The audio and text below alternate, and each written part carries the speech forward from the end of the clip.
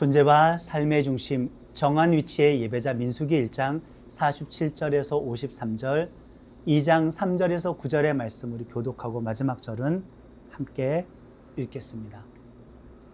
레위 사람들은 아버지 쪽 지파에 따라 그들의 수에 넣지 않았다. 여호와께서 모세에게 말씀하셨다. 다만 레위 지파에서는 그런 사람들의 수를 조사하지 마라. 이스라엘 사람들 가운데서 모두 얼마나 되는지 그들의 머릿수를 세지 마라.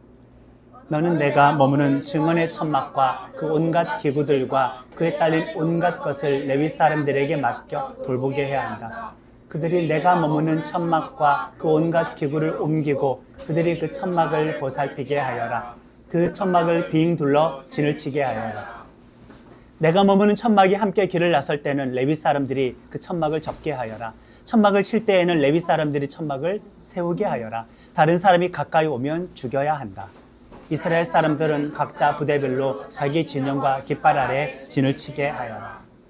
레위 사람들은 내가 머무는 증언의 천막을 빙 돌아가며 진을 치게 하여라. 그렇게 해야 이스라엘 사람들의 무리가 나의 노여움을 사지 않을 것이다. 레위 사람들은 내가 머무는 증언의 천막을 잘 보살펴야 한다.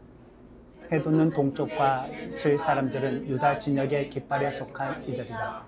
유다 사람들의 우두머리를 나왔습니다. 그와 함께할 군인으로 조사된 사람은 74,600명이다.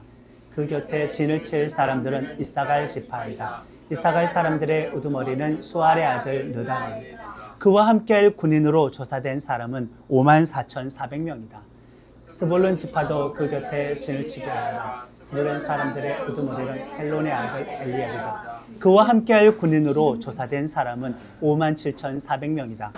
유다 진영에 딸리도록 부대별로 조사된 사람은 모두 186,400명이다. 그들이 맨 먼저 길을 나서게 하여라. 아멘.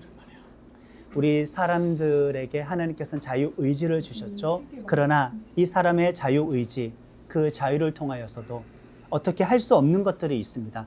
이것은 협상 불가, 타협 불가입니다. 요구사항도 없습니다. 반항도 안 됩니다. 그것은 무엇일까? 하나님의 주권과 하나님의 뜻입니다. 하나님이 법이 없던 노예들이 자유민으로 풀려났습니다. 400년 만에 얼마나 튀어나가려고 할까? 얼마나 방종하고 싶었겠습니까? 이 하나님의 백성들은 광야에서 하나님의 주권에 복종하는 그 훈련을 해야만 합니다. 그 훈련을 통해서 하나님의 백성으로 거듭나게 되는 것이죠. 오늘 본문을 우리가 읽었는데 솔직히 지루하고 따분한 부분입니다. 아마 여러분들이 신앙생활 한지 얼마 되지 않은 초신자라고 한다면 성경 읽다가 그냥 덮어버렸을 부분입니다. 아니면은 스킵해가지고 서사가 있는 내용으로 넘어갈 그런 부분입니다. 오늘의 본문에서는 성직자의 역할을 이야기합니다. 일반 백성들의 역할을 이야기합니다. 군인의 역할을 이야기합니다. 제사장의 역할을 이야기합니다. 그리고 이런 것까지도 지시하시나? 광야 생활을 할 때 텐트를 쳐야 하는 지파별 위치와 방향까지도 하나님께서 지정해 주시고 있습니다. 그것뿐만이 아니라 텐트를 철거해서 이제 행군을 할 때에도 행군하는 순서까지도 하나님께서 그냥 지정해 줍니다. 나는 북향이 좋습니다. 아니 나는 남향이 좋습니다. 나는 성막 앞쪽이 좋습니다. 내가 선택할 수 있는 권리는 하나도 없습니다. 이거 마음에 들고 안 들고의 문제가 아닙니다. 그냥 하나님의 주권입니다. 훈련인 것이죠. 하나님의 백성이 광야에서 이 훈련을 잘 받으면은 하나님의 나라 시민 의식으로 성숙할 수 있게 되는데, 결론적으로 말씀을 드리자면은 이 훈련에서 이들은 철저하게 실패를 하고 맙니다. 이집트를 탈출할 때 성인 남자들의 수가 60만 명 이상이라고 했잖아요. 그 중에 과연 약속의 땅 가나안에 들어간 사람은 몇 명일까? 여호수아와 갈렙 단 2사람입니다. 아주 무섭습니다. 60만 명 중에 2명입니다. 퍼센테이지를 따져봤더니 그냥 0.0003%입니다. 0.0003%만 구원받은 이후에 그 구원의 완성까지 도착할 수 있었습니다. 물론 이것을 우리들에게 그대로 적용할 수는 없죠. 교회 다니는 사람 중에 0.0003%만 구원받는다고 하면, 하나님 나라에 도달한다고 하면 와, 하버드 대학 가는 것보다 어려운 확률이지 않습니까? 이것은 예수님이 오기 전 사람들의 절망적인 상황을 일단 보여주고 우리는 예수님이 오신 이후에 예수님을 의지해서 하나님 나라 가는 사람이기 때문에 단순하게 적용할 수는 없지만은 그만큼 구원이 좁은 문인 건 사실입니다. 신약에서 예수님이 직접 이야기했습니다. 하나님 나라에 들어가는 거 좁은 문이다. 얼마나 좁은지. 이것은 구회도 들어가지 못할 사람이 많다고 했으니 쉽지 않은 것은 확실합니다. 예수 믿음을 출발한 사람 중에 구원을 잃어버리게 될 사람들이 얼마나 많을까. 광야 인생 살아가는 동안 그 믿음을 보이지를 못하여서 그 믿음의 방식대로 살아가지 못하여서 하나님 나라에 적합한 백성으로 거듭나지 않아서 변화되지 않아서 들어가지 못할 사람들이 많게 되는 겁니다. 민수기 1장은 하나님의 백성 인구조사의 말씀인데 우리가 지난주에 봤었을 때 12지파에서 제외된 한 지파가 있었죠. 성직자 계열의 레위 지파였었는데 그 레위 지파는 그 인구조사에서 제외를 시켰습니다. 레위 지파는 군대 숫자 머릿수 셀 때에는 포함시키지 말아라. 제외시켜라. 그들은 하나님의 집, 곧 성막을 해체하고 운송하고 조립하고 그 안에서 예배드리는 일에만 전담해야 되니까 이스라엘 백성 군대 숫자에 그들을 포함시키지 말아라 라고 철저하게 역할을 그냥 나누어 주셨습니다. 만약에 다른 지파가 이 성막의 해체와 운송과 설치하는 일에 접근했다가는 어떻게 되느냐? 우리가 아까 전에 말씀을 읽었잖아요. 어떻게 됩니까? 다른 지파가 성막을 해체하고 운송하고 조립하는 일, 레위 지파에게만 할당된 일인데 나머지 12지파가 나도 해보고 싶어. 하나님의 집을 내가 접촉하고 싶어. 다루고 싶어. 내가 마음대로 한번 가까이 하고 싶어. 했다가는 이렇게 하나님께서 잔인한 명령을 내릴 수 있나? 그냥 그들 죽여버려라 라고 이야기를 하신 겁니다. 그리고 그것 말고 이 성막은 동쪽만 입구가 있는데 그냥 월담하면 안 됩니까? 성막의 세마포 담장을 내가 그냥 넘어서 내부를 마음대로 쳐다보면 안 됩니까? 동쪽 출입구 말고 다른 방향으로 접근을 해서 접촉하거나 내부를 들여다보면 안 됩니까? 그랬다가는 큰일 납니다. 레위 지파의 손에 의해서 죽임을 당하는데 이것은 그냥 하나님의 명령입니다. 동족을 칼로 쳐야 된다라는 게 하기 쉽지 않잖아요. 근데 하나님께서는 시키셨습니다. 그렇게 하라고. 단호한 규칙이 많이 나열되어 있는 말씀입니다. 통제가 많이 나열된 말씀입니다. 역할이 나열된 말씀이고 한계가 명확하게 기록된 말씀입니다. 전부 다 현대인들이 싫어하는 말입니다.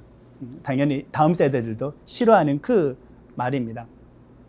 모든 백성의 천막이 어디를 바라보고 텐트를 치고 야영을 해야 되냐면은 성막을 바라보고 치게 되어 있습니다. 그런데 잘 보시면은 성막 바로 주변에는 누가 텐트를 치고 야영을 하느냐? 레위 지파의 세 가문만 텐트를 치고 살 수 있습니다. 차별인가요? 아니면은 사명의 차이인가요? 이것은 사명의 차이인 것입니다. 차별이라고 생각하면 안 되겠죠? 레위 지파는 하나님의 임재가 있는 성막과 백성과의 분리 역할을 장벽의 역할을 담당합니다. 하나님의 진노가 백성들에게 전달되지 못하도록 대신 몸으로 막는 거죠. 속된 말로 몸빵한다고 하는 겁니다. 성막을 다루다 실수하면 레위인들이 죽기 때문에 그렇습니다.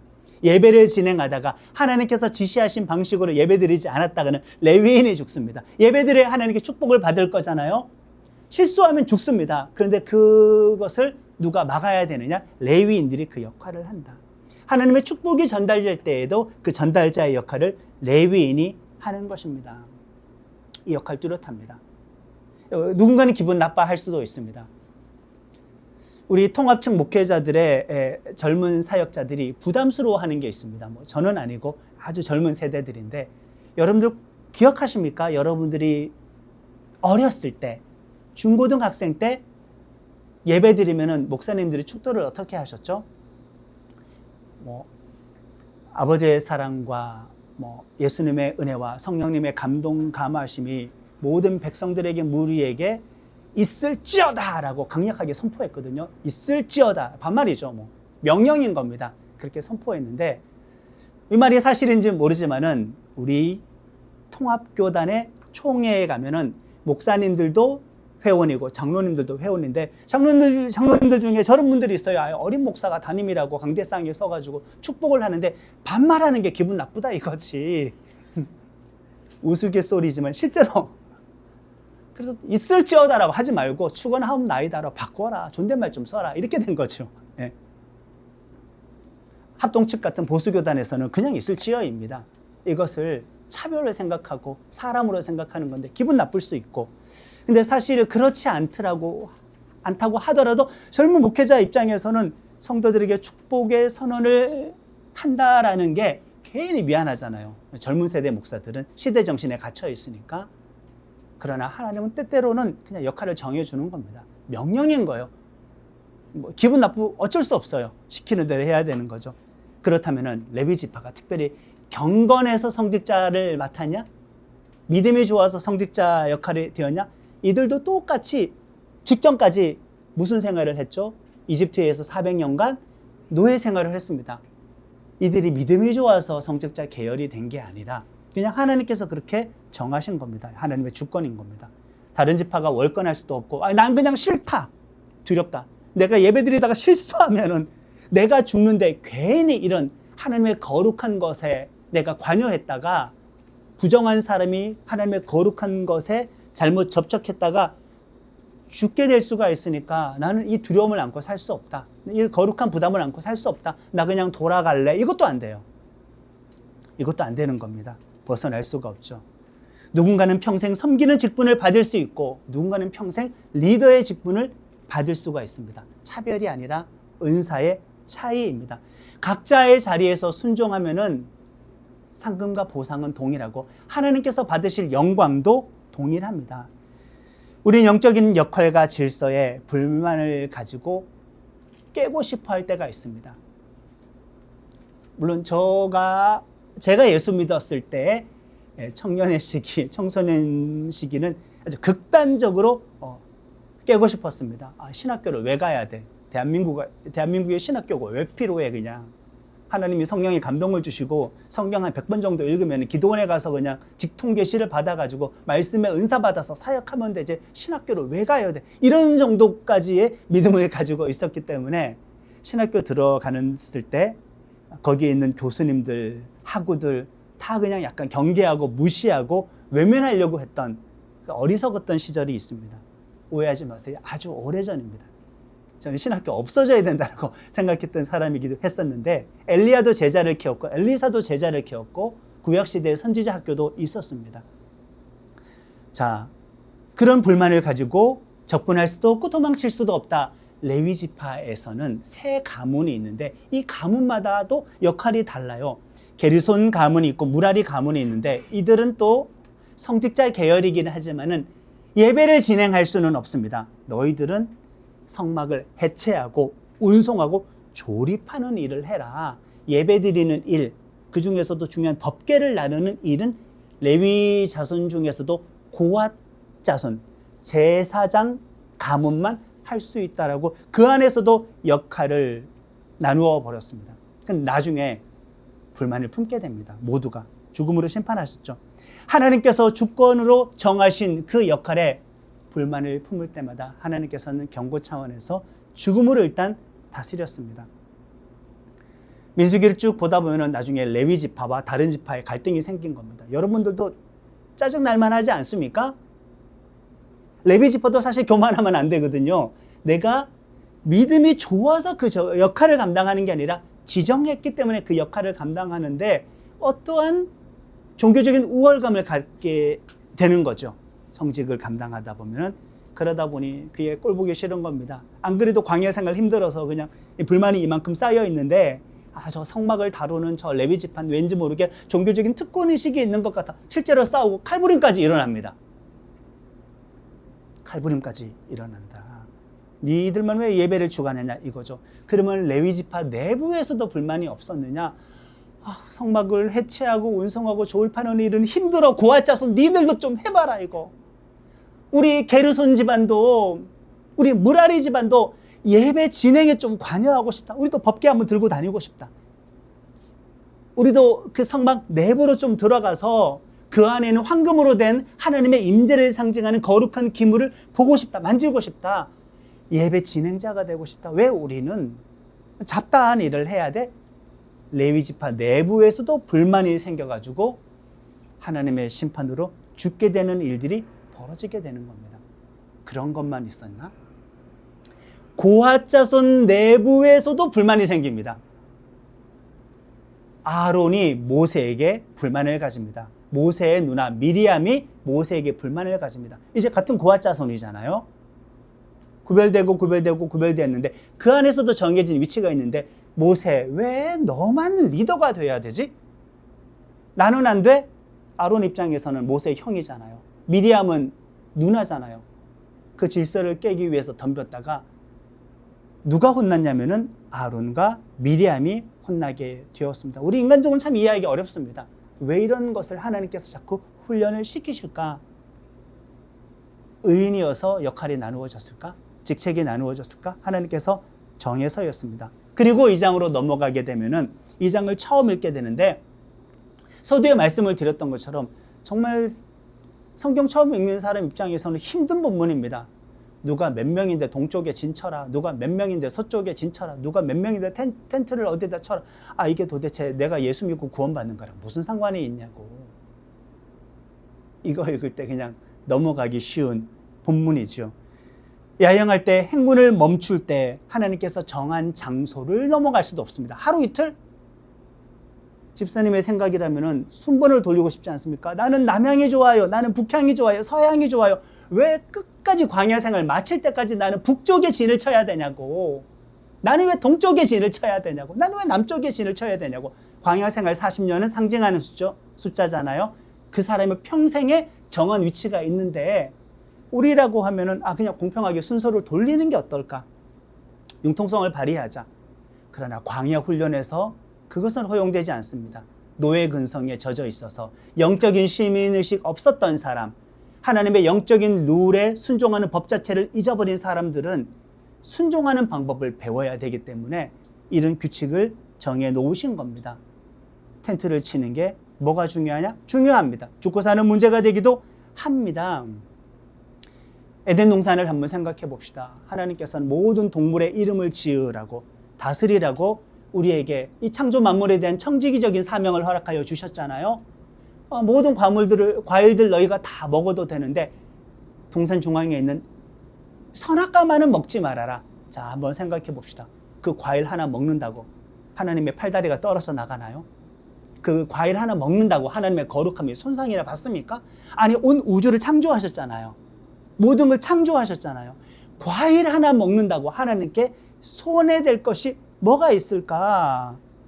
하나님의 주권과 뜻을 기억하라.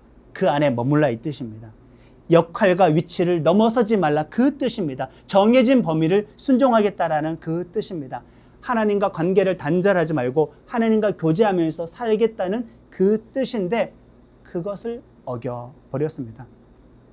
에덴 동산에서는 실패했지만 하나님께서는 제2의 에덴 동산이라고 할 수 있는 광야에서 두 번째의 기회를 주십니다. 여기서는 한번 룰을 잘 지켜봐라. 텐트 치는 방향이 중요한가? 행군 순서가 중요한가? 이게 하나님의 거룩함을 손상시키는 일인가? 많은 과일 중에 선악과 하나를 따먹는다고 마찬가지잖아요. 정한 범주를 지키라, 이것인데, 이 출애굽했던 1세대는 두 번째 에덴 동산 광야에서도 실패하고 말았습니다. 젖과 꿀이 흐르는 가나안 땅에 들어가지 못하고 죽습니다. 갈렙과 여호수아 빼고는. 우리는 때로 나의 인권과 개성과 자유를 근거로 하나님의 질서에 맞서려고 할 때가 있습니다.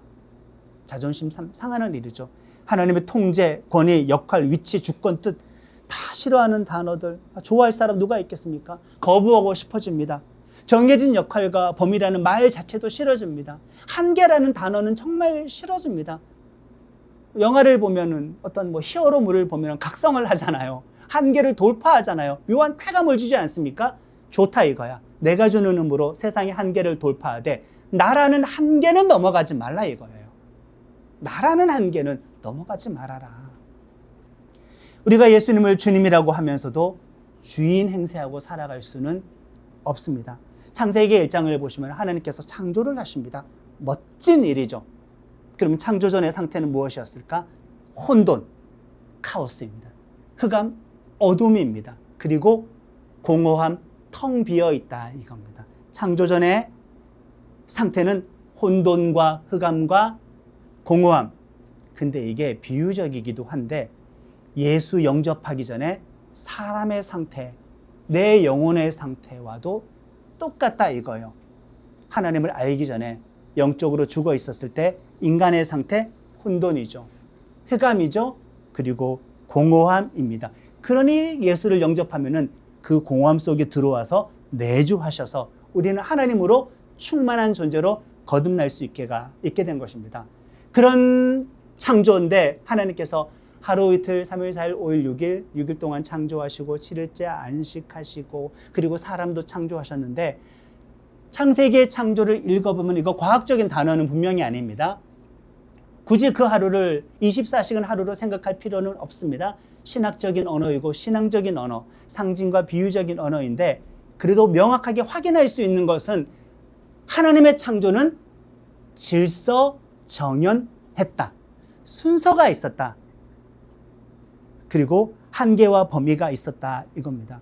하나님께서는 창조를 통하여 그 무질서였던 혼돈, 흑암, 공허함을 질서의 세계로 만들어 놓으셨습니다. 우리가 예수님을 믿기 전에 혼돈과 흑암과 공허함인데 내가 예수를 믿으면은 하나님의 창조 질서가 내 안에서 회복이 되는 겁니다. 그러니까 우리가 민수기를 읽을 때 뭔가 질서 지켜야 될 것 같은 원칙인 것 같은 이런 내용들이 많이 있으니 이거 지켜보라 이거예요. 에덴 동산에서 선악과 따먹지 않는 것과 똑같고 창조 질서가 깨어졌다가 이거 지키는 것을 통해서 창조 질서가 회복되는 것을 상징합니다. 우리는 새 창조 되었습니다.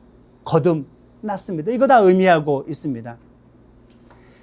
죄로 무너진 창조 질서의 회복이 이 텐트 치는 방향과 위치에 다 나타나 있죠. 그거 알고 이걸 읽으면은 스킵하지 않습니다. 이제 다 재밌습니다. 아, 그런 하나님의 뜻이 있구나. 더구나 이들은 400년 노예였으니 와, 400년이면 영원한 노예이죠.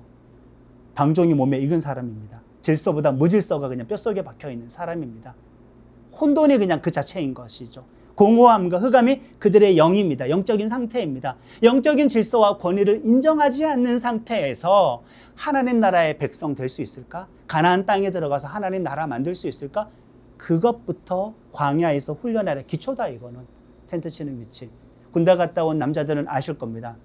6주차 신교대 훈련 가운데에서 첫 번째 훈련 1주차에 사격을 하지 않습니다. 화생방을 1주차에 하지 않습니다.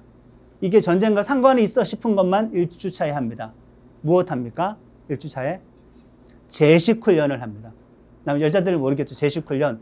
앞으로가 뒤로가 멈춰 좌로가 우로가 우양우 좌양우 경례 그냥 이런 것들입니다. 실제 전쟁과 무슨 전쟁터에 가가지고 이렇게 걸어갑니까? 아무도 이렇게 안 걸어가죠. 그러나 1주차 때 제식 훈련을 시키는 것은 군인으로서의 어떤 군기를 잡기 위해서 틀을 주입하는 것입니다.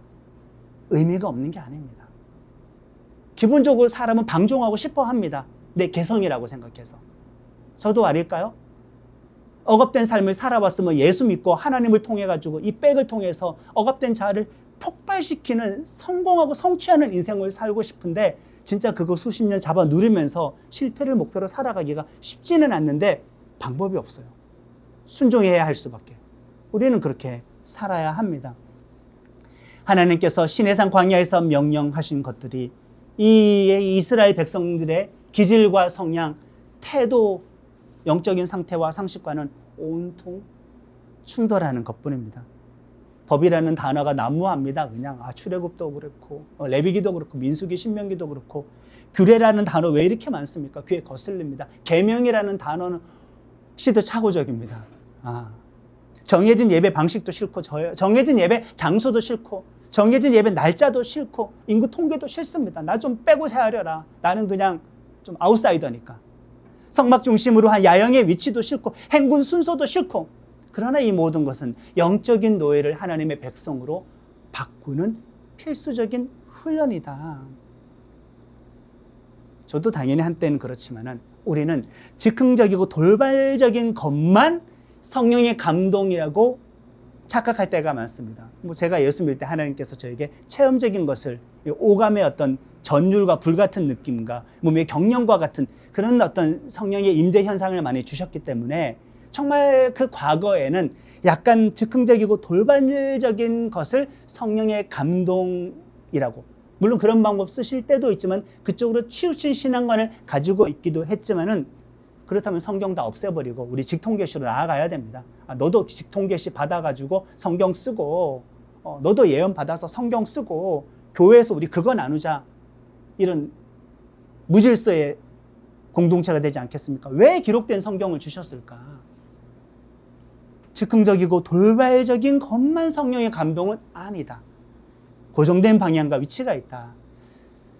지금은 사람들이 교만한 시대입니다.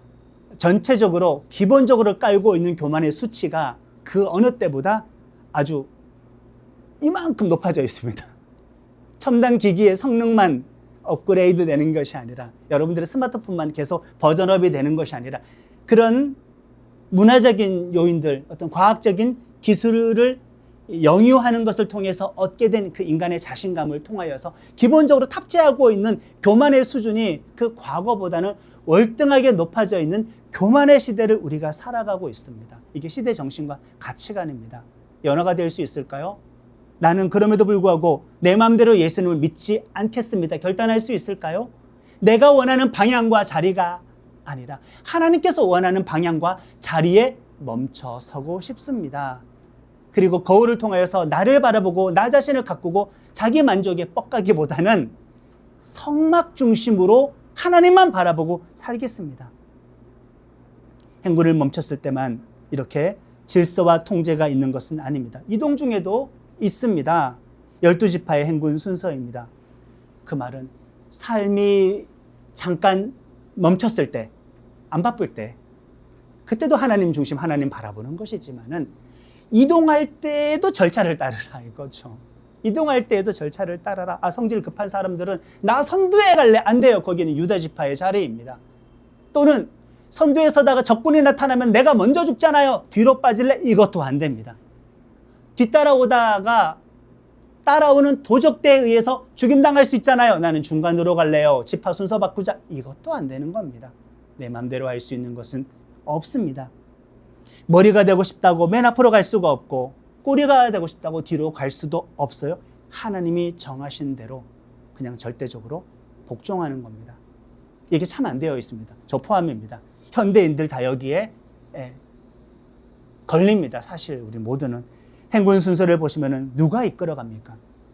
맨 앞에 성막에서도 가장 거룩한 장소 지성소, 지성소 안에 있는 기물 중에서도 가장 하나님의 임재가 충만하고 거룩한 기물인 법궤가 맨 앞을 인솔하고 있다. 그 말은 누가 지금 이 행군 대회를 인도하고 계시다? 하나님께서 인도하고 계시다. 우리는 하나님의 인도하심을 따라야 합니다. 행군할 때 삶의 중심은 그러면 누구이다? 하나님이시다. 보시면은 하나님이 인도하시지만은 또 성막이 어디에 있어요? 행군 중앙에도 있어요. 성막의 기물들은 하나님의 임재를 상징합니다. 그러니까 광야의 인생 살아가는 원리는 멈춰 있을 때는 하나님 중심 바라보고, 움직일 때는 하나님 따라가고, 하나님 중심으로 삶을 움직이고, 이렇게 살아가라. 그림을 통하여서 우리에게 알려줍니다. 그런 의미에서 우리는 정한 위치에서의, 정한 순서에서의 예배자가 되는 것입니다. 하나님의 집 성막은 언제든지 백성 정중앙에 위치해 있으니, 만약에 저 끝에 위치한다고 하면 누군가 교회 가기 참 어렵습니다. 공평합니다. 백성들 어느 누구라도 쉽게 성막에 접근할 수가 있어요. 지금 백성들은 어디로 가고 있죠? 가고 있는 방향, 광야를 통하여서 목적이 어디? 가나안 땅이죠. 그런데 행군 순서를 보면은, 진영 배치들을 보면은, 비록 가나안을 목표로 광야를 가고 있지만은 가나안이 목표가 될까요? 하나님이 목표가 될까요? 하나님이 목표가 된다. 지금 백성들은 약속의 땅 가나안으로 가고 우리로 따지면은 하나님 나라로 가고 있고 조금 더 좁게 생각하면은 천국을 향하여서 가고 있지만 그거 바라보고 살라는 것은 아닙니다. 하나님 바라보고 하나님 중심으로 살라 이거죠. 가나안이 약속의 땅이 중요하진 않다. 더 중요한 것은 삶 속에서 하나님의 임재와 동행함이 더 중요하다. 목적 중심보다 하나님과의 관계 중심이다. 우리는 빨리빨리 목적에 도달하고 싶어하는 목적 지향적일 수 있습니다. 그래서 우리는 결과와 속도를 중요시할 수도 있습니다. 그러나 이 모든 그림, 행진 그림, 성막 배치도의 그림을 통하여서 속도와 목표를 빨리 도달하는 게 중요하지 않구나. 그냥 하나님이 최우선이구나. 바쁠 때 우리는 기도하지 않고 예배하지 않잖아요. 근데 그림을 보면 바쁠 때도 하나님 중심인 겁니다. 여유로울 때도 그냥 하나님의 중심인 겁니다. 예수를 바라보고 사는가? 예수님이 나의 삶의 중심, 나의 존재의 중심이 되는가? 자, 이제 저 성막에서 무슨 일이 일어나고 있겠습니까? 멈췄을 때 그 날마다 예배가 드려지는 겁니다. 예배를 드릴 때마다 연기가 피어올라서 모든 사람들은 성막을 바라보고 있으니 예배가 드려지고 있구나. 연기를 통해서 알 수가 있습니다. 안 보이는 곳이 없으니까. 예배가 얼마나 많은지 아십니까? 사실 레위 지파가 맡은 역할은 중노동에 가까웠습니다. 이동할 때 자기들 가족이 있잖아요. 그것도 어차피 짊어지고 가야 되는데 성막의 기물까지 같이 짊어져야 돼요.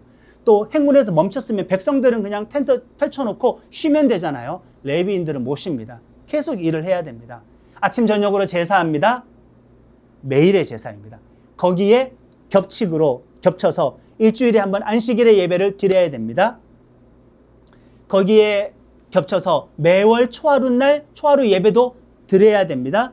거기에 겹쳐서 우리 추석, 설, 단오 이런 명절이 있는 것처럼 대속제일, 초막절 등등 그런 명절 때에 1년에 한 번 있는 중요 명절 예배도 겹치기로 드려야 되는데 그렇게 예배를 드리는데 만약에 같은 날 이게 겹쳤다고 생각해요. 어떤 날인데 이날은 안식일인데 동시에 초하루예요. 월 초하루.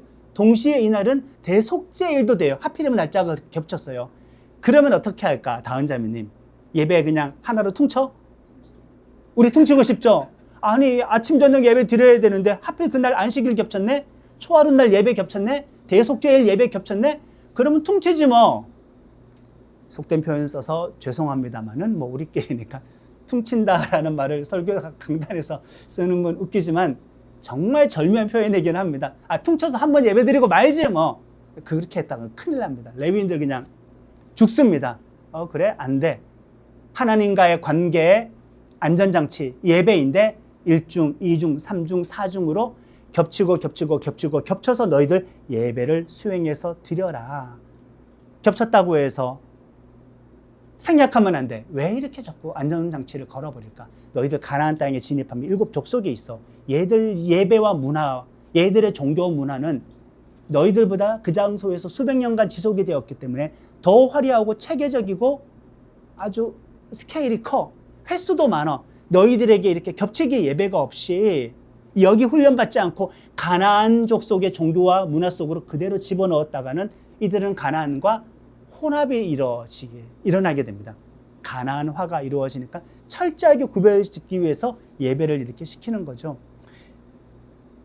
물론 우리들은 우리 교회 정체성과 방향이기도 한데 우리 삶의 예배를 중요시하게 생각하잖아요. 잘 살아야 된다는 거, 직장인으로 잘해야 된다는 거. 그러나 그것은 1차적인 이 예배의 확장과 적용의 의미이지 삶의 예배 드리니까 나머지 1차적인 예배 그냥 대체하거나 생략하거나 의미를 낮출 수는 없습니다. 2차적인 삶의 예배는 말 그대로 2차적이고 적용적인 부분이니 공동체의 공예배 참 중요합니다. 어떤 의미에서는 한국교회가 새벽 기도를 하고 겹치기도 수요 기도에도 겹치고 또 어떻게 겹쳐서 금요 기도에도 있고 주일 예배도 있고 오후 예배도 있고 중요한 절기 예배도 있고 특별한 어떤 특세도 있죠. 이해하기는 합니다. 그런 의미가 있죠. 광야 인생에서 예배와 하나님의 중심으로 삶을 살아갈 수 있게 하고 세상과 구별짓게 하는데 물론 그게 지나치면 세상과 담쌓는 삶의 예배를 약간 잊어버리는 그런 단점도 있기는 하지만 그렇게 하는 이유는 있는 것입니다. 교회의 최대 사명은 당연히 예배입니다. 어떤 사람들은, 정치에 관심 많은 사람들은 우리 목사님이 설교 시간에 또는 목사님 개인 SNS에 정치 글 좀 많이 올려줬으면 좋겠다. 그것도 내 편으로. 제가 SNS 일촌 맺은 사람들은 거의 목회자이지 않습니까? 뭐 99%는 글을 잘 안 올립니다. 목회자들은. 올리는 사람들은 보면은 대부분 정치 글만 올립니다. 관심이 참 많습니다. 물론 누군가는 관심 가져야 되겠지만 그 정치와 사회 문제에 관심 가지는 것은 성도가 아니어도 할 수 있는 일이지만은 예배는 교회만 할 수 있는 일인데 교회가 예배 드리는 것에 최우선으로 집중하지 않고 관심 가지지 않으면 우리나라 몰락합니다. 정말. 우리는 예배가 먼저입니다. 여러분들이 삶의 자리에서 개인적인 어떤 정치적인 문제, 사회적인 문제, 여러분들의 가치관을 따라서 활동을 하면 됩니다. 그러나 교회에서 정치 이야기하는 것은 저 개인적으로는 일단은 반대입니다. 분명히 교회에 다양한 사역이 있죠. 말씀 선포 사역, 말씀 양육 사역, 봉사와 구제 사역도 있고 선교와 전도 사역도 있고 친교와 교제 사역이 있습니다. 작은 교회에 강점이 있죠. 친교와 교제 사역입니다. 그러나 이게 한계와 약점이 될 수도 있습니다. 우리 참 신경 잘 써야 됩니다. 예배가 최우선의 사역입니다. 친교와 교제 사역으로 그냥 완전 우리가 확 가버리기 참 쉬운데 우리 신경을 쓰고 있어야 되는 것이죠. 정해진 예배에 참여해야 합니다. 34절의 말씀을 함께 합니다. 이스라엘 사람들은 그대로 실행했다. 여호와께서 모세에게 명령하신 꼭 그대로 자신들의 깃발 아래 진을 치고 길을 나섰다. 저마다 자기 가문별로 아버지 쪽 집안을 두고 그렇게 했다. 하나님의 명령을 따르기로 잘 순종했습니다. 이스라엘 백성들이 준비 단계에서는. 그러나 시내산 광야에서 출발하고 3일 만에 불평하기 시작합니다. 준비까지는 잘했습니다. 자, 우리들은 나는 내 삶의 중심을 무엇으로 삼는가? 내 존재의 중심을 무엇으로 삼는가? 하나님인가? 나인가? 하나님이다.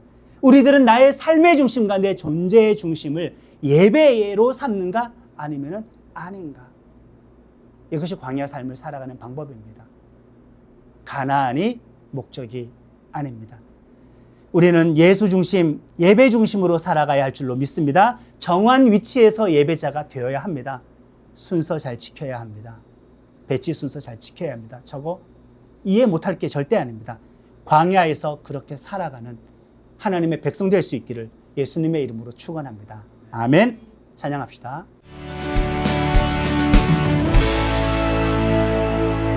기도하네 광야에서 나의 영혼 메마를 때 기도하네 나 가난할 때도 공급하시는 하나님 기도하네 불 가운데 나 시험과 고통 중에 금보다 더 귀한 믿음 있네 주 나를 정케 하시네 찬양하리 찬양하리 그 무엇도